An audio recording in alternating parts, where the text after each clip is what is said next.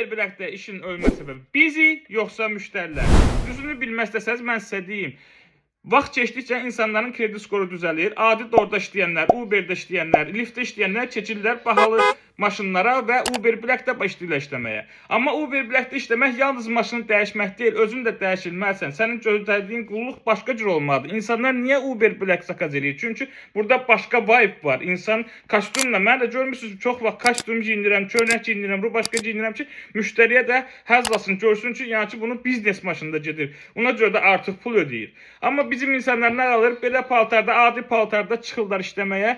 Ona görə də məcburən klientlər də qaçmağa başlayır. Düz iş olmayanda heç yerdə olmur.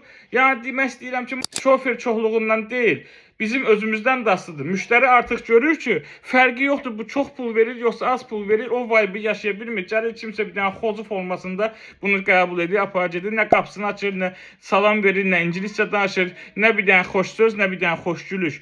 Qardaşlar, birinci, hər işin qədrini bilmə. Sevmədiyin işi işləməyə ehtiyac yoxdur. Mən bu işi sevirəm, işləyirəm, qəşəng də pul qazanıram. Qazana bilməyənlər qazana bilmir.